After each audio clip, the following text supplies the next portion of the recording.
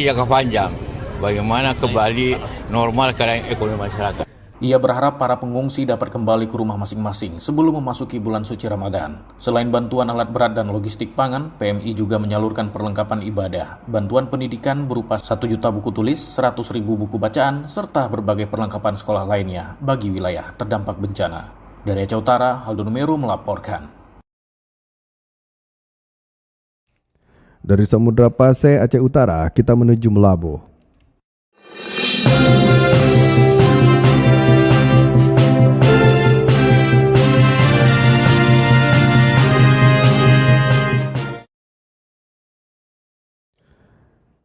Bayangkari dari Polres Aceh Barat menyalurkan bantuan kepada warga terdampak banjir di Gampung Jambak, Kecamatan Pantai Cermen. Selengkapnya dilaporkan Anwar Yunus.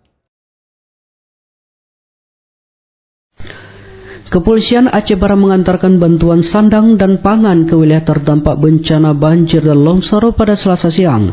Rombongan dipimpin langsung Kapolres Aceh Barat AKBP Yogi Hadi Setiawan, sementara untuk Bayangkari dipimpin oleh Nyonya BK Yogi Hadi Setiawan. Tim ini dibagi dua, membelah lintasan menuju warga terisolir akibat bencana banjir bandang. Tim Kapolres Aceh Barat menerobos Sikundo yang terisolir, sementara Bayangkari membagikan bantuan di wilayah Desa Jambak dan Desa Ketambang. Giat sehari ini memecah kesunyian kawasan terdampak bencana. Kedatangan tim ke wilayah tersebut tidak mudah, bantuan harus ditandu diantarkan melewati sungai hingga tiba di Sikundo. Bantuan lebih dari 1 ton yang dibagi ke dalam 2 regu. Tim bantuan tersebut diantaranya adalah amanah dari Ibu Kapolda Aceh melalui jajaran di Aceh Barat. Bantuan disalurkan terdiri dari beras, minyak goreng, sarden, mie instan, biskuit, gula, selimut, sarung, pakaian laki-laki dan perempuan, hingga makanan cepat saji. Secara keseluruhan sebanyak 850 kg logistik atau bahkan sampai 1 ton dengan keseluruhannya diharapkan mampu membantu warga bertahan sekitar 10 hari ke depan sambil menunggu akses dan kondisi kembali pulih. Reporter RRI Melabuh Anwar Yunus melaporkan.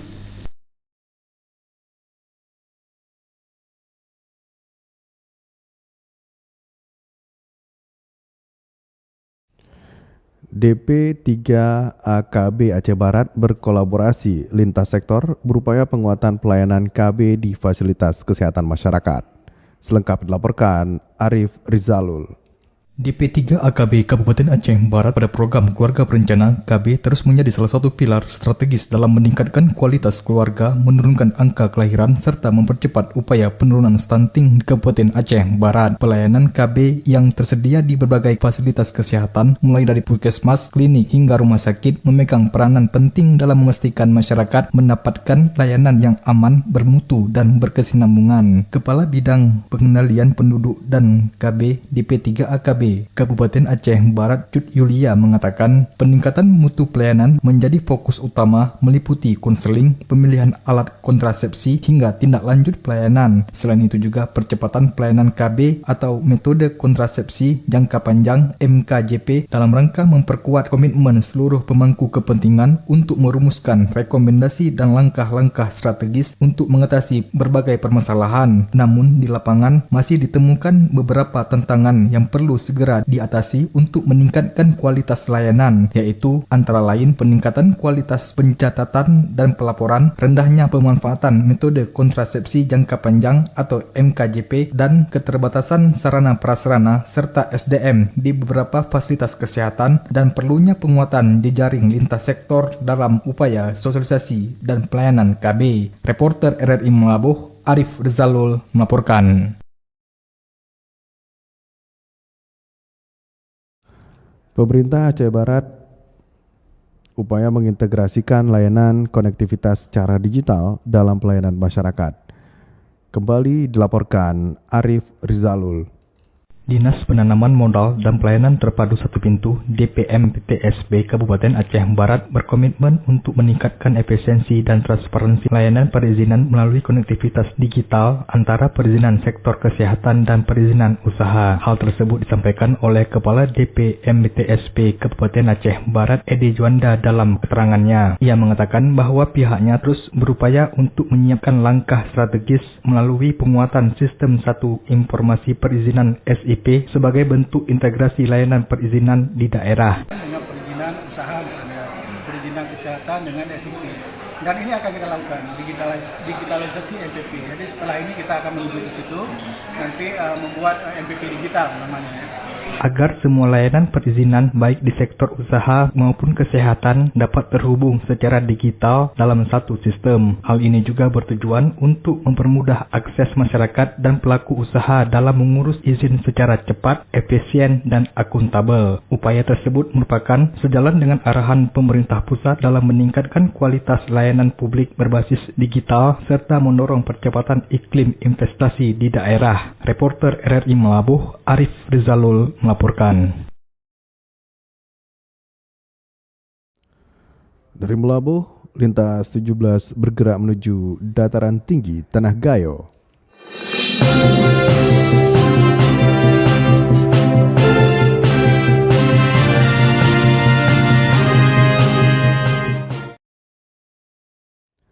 Pemerintah pusat bantu 2 unit speedboat ke Aceh Tengah untuk evakuasi warga terdampak. Selengkapnya disampaikan Muhammad Sanusi. Pemerintah pusat bantu 2 unit speedboat untuk warga desa Mendale dan Kalalengkio, Kecamatan Kebayakan, Aceh Tengah. Kedua desa ini bila terdampak banjir bandang dan tanah longsor akhir November 2025. Bupati Aceh Tengah Heli Yoga menyebut bantuan 2 unit perahu ini diperuntukkan sebagai alat transportasi evakuasi warga. Speedboat itu, kata Bupati Heli, juga dapat digunakan untuk keperluan penunjang UMKM di sektor pariwisata. Hari ini kami berada di Desa Mendale dan Kampung Kalalengkio, Kecamatan Kebayakan. Daerah ini tertimpa musibah yaitu longsor dan banjir bandang. Tetapi harus bangkit. Kenapa bisa bangkit? Karena hadir bantuan dari pemerintah pusat. Memberikan ada beberapa perahu untuk masyarakat apabila nanti terjadi musibah, ini sudah ada alatnya. Kemudian ini juga bisa dipakai untuk pertumbuhan ekonomi. Ini terus masuk salah satu desa wisata yang kita kembangkan untuk di masa-masa yang datang. Bupati Heli menyebut Mendale dan Kalalengkio juga akan dikembangkan menjadi desa wisata di Aceh Tengah. Ia berharap Kementerian Pariwisata RI dapat berkunjung ke Aceh Tengah untuk mendukung pelaku pariwisata di Takengon. Muhammad Sanusi, RRI Takengon melaporkan. Pemerintah Aceh Tengah mulai salurkan DTH tahap pertama untuk korban bencana banjir dan tanah longsor. Berikut kembali dilaporkan Muhammad Sanusi. Pemerintah Aceh Tengah mulai menyalurkan dana tunggu hunian atau DTH tahap pertama bagi masyarakat terdampak bencana hidrometeorologi. Dana ini diberikan Rp600.000 per kepala keluarga per bulan selama 3 bulan sehingga total yang diterima setiap keluarga mencapai Rp1,8 juta. Bantuan ini disalurkan langsung ke rekening penerima. Bupati Aceh Tengah Heli Yoga menyampaikan bahwa DTH merupakan bagian dari program tangkap darurat bencana. Bupati menjelaskan berdasarkan keputusan Bupati Aceh Tengah 26 Desember 2025 terdapat 165 kepala keluarga yang diusulkan sebagai penerima DTH. Dari jumlah itu, 51 kepala keluarga sudah diverifikasi oleh BNPB. Sesuai dengan program daripada tanggap darurat untuk kebencanaan, salah satunya adalah selain daripada Huntara, juga ada masyarakat kami di Aceh Tengah menerima, yaitu jumlah penerimaan DTH, dana tunggu hunian tahap pertama. Ini sudah berdasarkan SK Bupati Aceh Tengah tanggal 26 Desember tahun 2025 berjumlah 165 KK.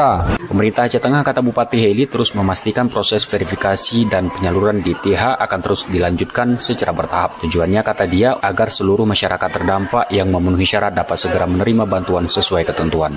Muhammad Sanusi, RRI Takengon melaporkan. Anda sedang mendengarkan Lintas 17 dari Korwil 17 Banda Aceh.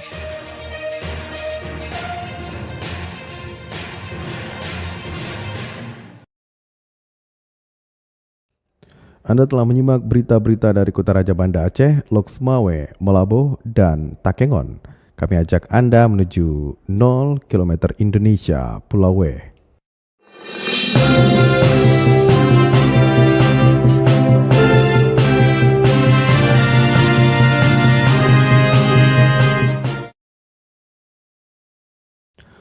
Polres Sabang gelar zikir doa bersama korban banjir. Selengkapnya dilaporkan Razi Arda. Kepolisian Resort Sabang menggelar kegiatan doa bersama sebagai bentuk kepedulian atas musibah banjir yang melanda sejumlah wilayah di Aceh, Sumatera Utara, dan Sumatera Barat. Kegiatan yang digelar Kamis pagi itu berlangsung di Masjid Agung Wabu Salam Kota Sabang dan diikuti jajaran personel kepolisian, instansi, dan masyarakat. Kapolres Sabang AKBP Sukoco saat diwawancarai RRI mengatakan doa bersama ini dilaksanakan sebagai wujud empati dan solidaritas terhadap saudara-saudara yang terdampak banjir di berbagai daerah. Menurutnya, meskipun Sabang tidak terdampak secara langsung, rasa kebersamaan dan kemanusiaan harus tetap dijaga. Kegiatan ini dalam rangka doa bersama terkait dengan musibah banjir yang melanda Aceh, Sumut, dan Sumbar. Kita di Sabang ini turut merasakan dampak dari yang dialami oleh saudara-saudara kita. Mudah-mudahan dengan doa bersama ini, apa permohonan kita, apa permintaan kita dikabulkan. Ia berharap melalui doa bersama tersebut, para korban banjir diberikan kekuatan, ketabahan, kesehatan, serta keberkahan rezeki dalam menghadapi musibah. Selain doa, Polres Sabang juga menyalurkan berbagai bentuk bantuan kepada para korban banjir. Kalau untuk infak, sudah dari awal kemarin sudah kita ada donasi, terus ada bantuan terkait dengan sembako. Personel kita yang dari Polres Sabang juga ada yang terjun langsung ke lokasi bencana. Dalam kegiatan doa bersama ini, zikir dipimpin langsung oleh Abu Bardi Akarta. Kapolres Sabang juga mengajak masyarakat untuk senantiasa mendekatkan diri kepada Tuhan melalui doa dan ibadah, serta memperbanyak amal sebagai bekal kehidupan. Dari Sabang, Razi Arda melaporkan. Pemerintah Gampong Batesok, Kota Sabang melaksanakan panen perdana padi Gogo, program ketahanan pangan 2025. Kegiatan ini menjadi langkah penguatan pangan lokal dengan dukungan pemerintah daerah. Selengkapnya dilaporkan Diah Novitaria. Pemerintah Gampong Batesok melaksanakan panen perdana padi dalam program ketahanan pangan tahun 2025.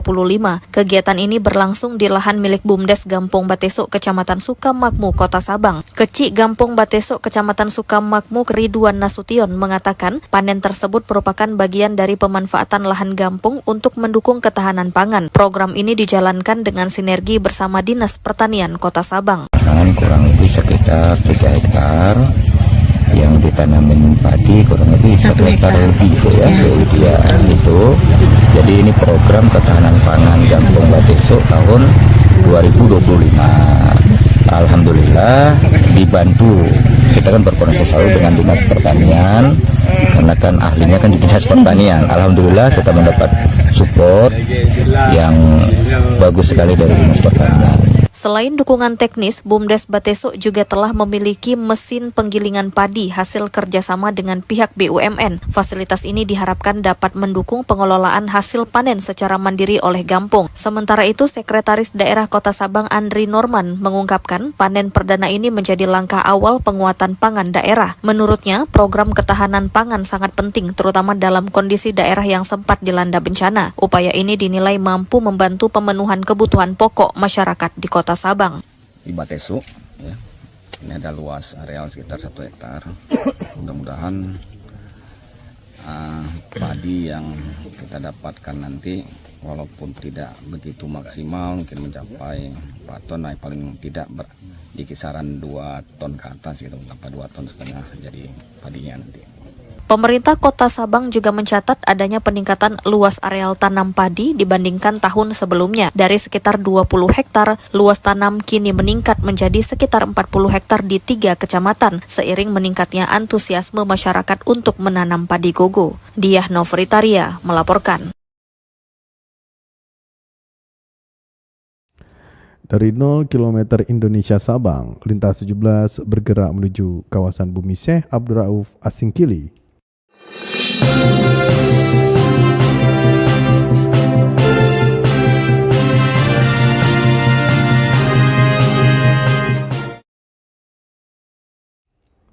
Kementerian Haji dan Umrah mengatakan biaya perjalanan ibadah haji BTJ Aceh terkhusus untuk wilayah Aceh Singkil tahun ini tercatat mengalami penurunan. Selengkapnya dilaporkan Salihin Barus. Kepala Kantor Kementerian Haji dan Umrah Kabupaten Aceh Singkil Istadi Putra mengungkapkan biaya perjalanan ibadah haji atau BPIH untuk tahun 2026 ini mengalami penurunan bila dibandingkan dengan tahun 2025 lalu. Istadi mengatakan penurunan pembiayaan biaya perjalanan ibadah haji tersebut berdasarkan keputusan Presiden nomor 6 tahun 2025 tentang biaya perjalanan ibadah haji tahun 1446 Hijriah atau tahun 2025 Masehi. Istadi merincikan biaya perjalanan ibadah haji khusus untuk BTJ Aceh tahun 2026 ini sebesar 46 juta lebih, sedangkan untuk biaya haji tahun sebelumnya mencapai sebesar 49 juta lebih. Artinya biaya perjalanan ibadah haji tahun ini mengalami penurunan sekitar 3 juta lebih. Tahun ini biaya haji mengalami penurunan dibandingkan tahun 2025 yang lalu. Tahun ini biaya BP, biaya perjalanan ibadah haji untuk BTJ Aceh itu sebesar 46.922.333 rupiah. Berdasarkan kepres yang dikeluarkan oleh Presiden nomor 6 tahun 2025. Ada penurunan dibandingkan dengan biaya haji tahun 2025. Jadi ada penurunan sekitar 3 juta terkait biaya haji untuk tahun ini. Kemudian Istadi juga menambahkan, khusus untuk pelunasan biaya perjalanan ibadah haji ini oleh para calon jemaah haji, sebelumnya pemerintah memberikan masa tenggang waktu sebanyak 2 kali tahapan. Terhitung untuk tahap awal dimulai sejak 24 November hingga 23 Desember 2025, sedangkan untuk tahap kedua terhitung sejak 2 sampai dengan 9 Januari 2026. Sekedar informasi untuk musim haji kali ini, Kabupaten Aceh Singkil Aceh melalui Kantor Kementerian Haji dan Umrah Kabupaten Aceh Singkil akan memberangkatkan sebanyak 102 orang jamaah. Demikian Salihin Barus melaporkan. Dinas Perindustrian, Perdagangan dan Koperasi Subul Salam melaporkan 11 desa masuk tahap pembangunan koperasi Desa Merah Putih, dukung ekonomi kerakyatan. Berikut laporan Juprianto. Disperindak dan UKM Kota Subul Salam melaporkan progres terkini program pembangunan koperasi Desa Merah Putih wilayah Kota Subul Salam. Hal itu disampaikan Kepala Bidang Koperasi dan UKM Kota Subul Salam Ralidah Deski. Ia menyebutkan pembangunan tersebut mencakup 5 kecamatan yang tersebar di Subul Salam. Beberapa desa diantaranya adalah Desa Sukamakmur, Desa Makmur Jaya, Desa Lemotong, Desa Peruntungan, Desa Simolap, Desa Teladan Baru, Desa Lepemualan, Desa Rantau Panjang, Desa Darul Aman, dan Desa Sepadan. Pembangunan fisik gedung koperasi itu mengikuti regulasi ketat dari pemerintah pusat terkait spesifikasi teknis bangunan. Selain itu, standar luas bangunan yang ditetapkan adalah berukuran 30 x 40 meter untuk setiap gerai koperasi yang akan didirikan. Pembangunan KDMP sekarang tahap pembangunan sekarang sekitar ada 11 desa. 11 desa itu tahap pembangunan masih. Itu di mana saja itu, Bu? Sukamakmur, Makmur Jaya, Muti Makmur, Lai Motong, Penuntungan, Lai Semolap, Teladan Baru, Lai Pemualan, Rantau Panjang, Darul Aman, dan Sepadan. Itu ada 5 kecamatan apa beberapa kecamatan? Itu semua kecamatan, kok 5 kecamatan ya Pak, 5 kecamatan semua itu. Berarti untuk 5 kecamatan udah ada terbangun, Bu, ya? Udah ada, cuma tahap pembangunan masih. Tahap pembangunan. Jadi, Bu, untuk desa yang belum mendirikan pembangunan koperasi ini, Bu, itu bagaimana itu? Apa kendalanya itu? Itu bertahap, Pak. Bertahap karena kan ini sesuai dengan gerainya ukuran dulu. Ukuran itu kan istilahnya 40 x 40. Berarti yang ini sekarang sementara 11 ini yang dulu. Meskipun terdapat standar ukuran tertentu, pihak dinas tetap melakukan pendataan terhadap lahan-lahan yang tersedia di desa. Hal ini dilakukan agar desa yang memiliki lahan di bawah standar tetap bisa dipertimbangkan dalam program jangka panjang. Ia juga menyebutkan bahwa proses konstruksi di lapangan sepenuhnya diserahkan kepada pihak ketiga sebagai pelaksana pembangunan. Menurutnya peran Disprendakop dan UKM Kota Sebulu Salam hanya terbatas pada pendataan awal dan verifikasi kesiapan administratif di tingkat desa. Kalau kami pihak dari UMKM sangat membantu ya, mendukung sekali karena ini kan program Pak Presiden. Kalau kami siap sedia. Selain itu, ia juga menyebutkan program tersebut nantinya dapat memberikan fasilitas ekonomi yang memadai bagi warga di tingkat desa. Sebab keberadaan gedung koperasi yang representatif menjadi langkah awal dalam memperkuat fondasi ekonomi kerakyatan di Kota Sebulu Salam sesuai arahan pemerintahan pusat. Demikian, Juprianto melaporkan.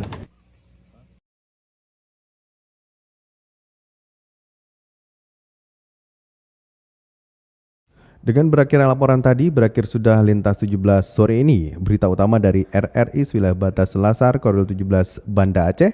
Atas perhatian Anda, kami ucapkan terima kasih. Wassalamualaikum warahmatullahi wabarakatuh. Sekali di udara, tetap di udara. Demikian Lintas 17 sore ini. Produksi Korwil 17 Banda Aceh.